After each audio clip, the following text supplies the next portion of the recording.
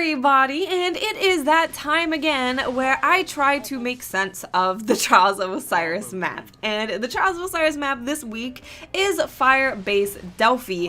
And these maps that are coming in to be Trials maps when they've been other maps for so long tend to just make me really confused. I don't know why. I don't know why, but I get on these maps like Exodus Blue and Firebase and I'm just like, I don't know what to do. I don't know how to feel. I feel gross and uncomfortable. I just don't know what to do because I've just played it so many times in other game modes that then switching to Trials and being in like a team versus team mode, it's super weird. But there are a few things that I definitely did figure out and kind of stick to when I was playing Firebase Delphi. The first thing that I will say about this map, if you are going against a bunch of people with shotguns, stay out of this area, the horseshoe area. In general, you want to stay out of this area. Every now and then I will go in there against a shotgun team and try and get some cheeky little sneaky snipes on them.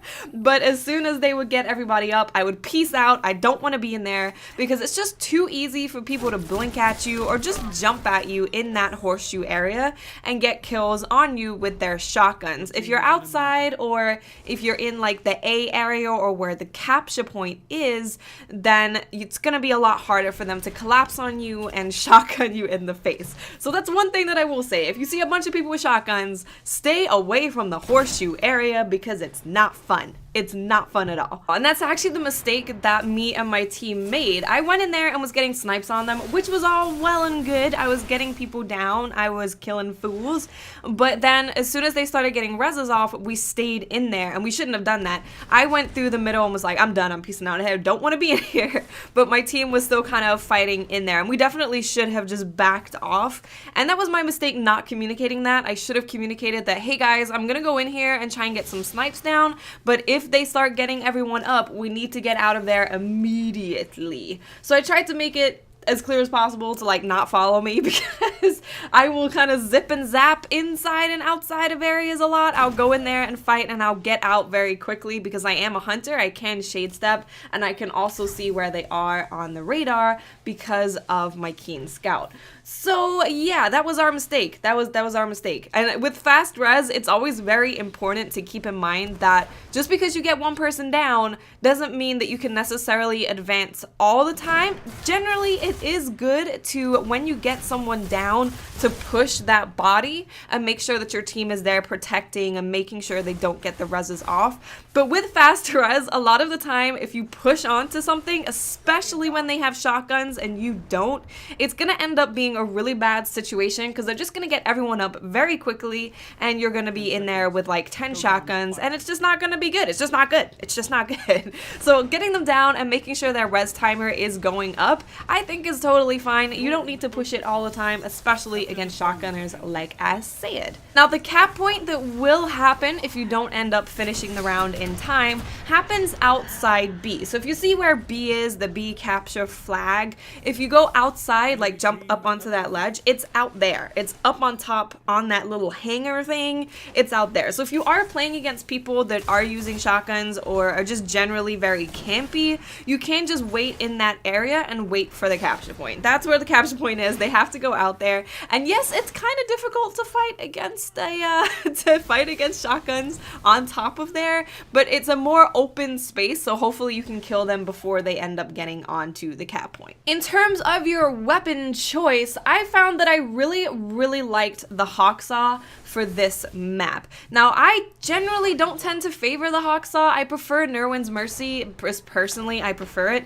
But the Hawksaw is very good at close range. I would say it's probably the best close range pulse rifle along with Bad Juju. So you want to be using things that are close range. So something like the Last Word would actually work very well on this map, and Hawksaw works very well on this map. If you're using a shotgun though, you might want to go with more of a long range kind of pulse rifle or something like that.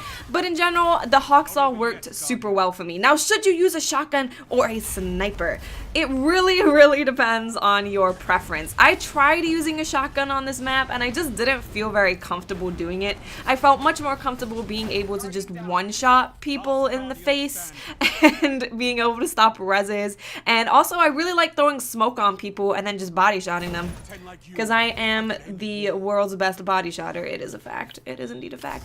So yeah, it just really depends on what you want to use. I wouldn't say that one is better than the other. If you're comfortable sniping, then that's going to be best for you, because both snipers and shotguns can do very equally well on this map. So I think the best advice that I can give to anybody coming onto this map is to generally stay out of the horseshoe area. It's just not a place that you want to get stuck in. Grenades can completely destroy your team. Shotguns can completely destroy your team. If you're against really good players, I would recommend just going to where the cap point is and kind of hanging out around there, or hanging out in your area that you spawn. There's nothing wrong with that. It's totally fine.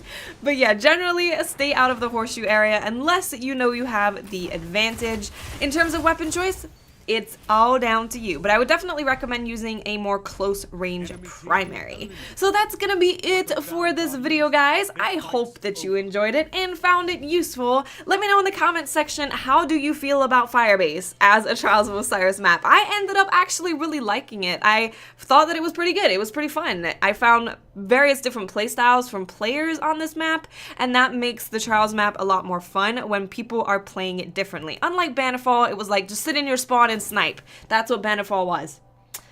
Yeah, not much variety in that. Again, thank you so much for watching, guys. I love you, and I'll speak to you awesome people later.